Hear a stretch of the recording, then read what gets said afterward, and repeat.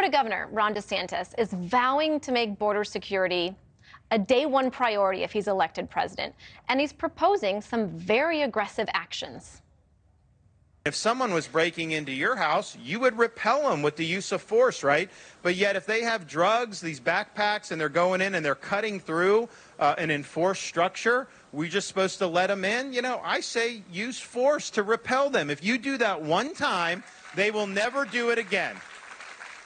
That was the governor there laying out his immigration plan today at an event in Eagle Pass, Texas. The governor is promising to end birthright citizenship and finish building a wall at the southern border. Those are the two ideas that leading Republican candidate Donald Trump championed, as you remember, in 2016. And his team is wasting no time going after DeSantis. They're accusing the governor of copying and pasting the former president's policy ideas.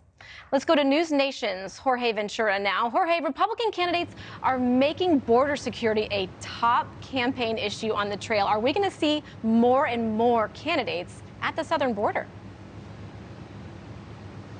I would expect so, Elizabeth, because these past 2 years, the issue of the southern border has become a political vulnerability for President Joe Biden, especially in areas like here, Eagle Pass, that are still seeing a constant flow of illegal crossings. But earlier today, GOP presidential candidate, Florida Governor Ron DeSantis, taking direct shots at President Joe Biden and former President Donald Trump on their handling of the border.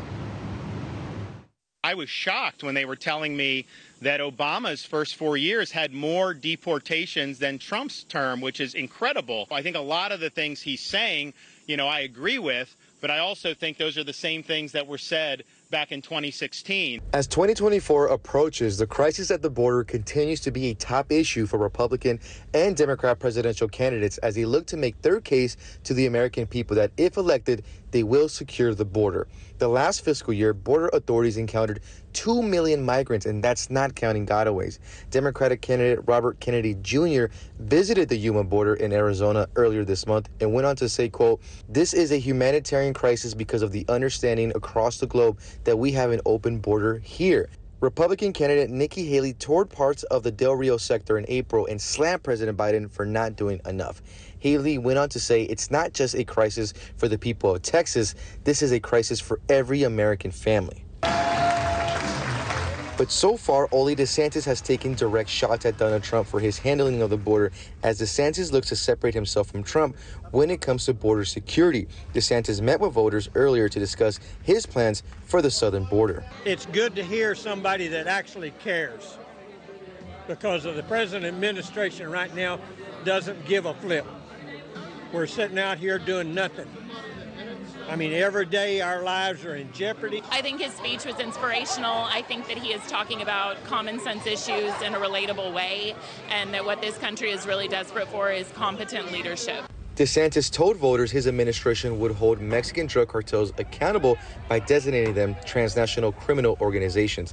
I asked DeSantis about the pushback from Mexican President López Obrador on this issue. Governor DeSantis, how would you work with Mexican President Almo? He has spoken out against the notion of having American troops on Mexican soil, and he's also spoken out against the U.S. labeling cartels as transnational criminal organizations. How would you work with the Mexican I don't know that president? he's going to be in office. I think his term will be up, and so it'll be interesting to see who ends up being there.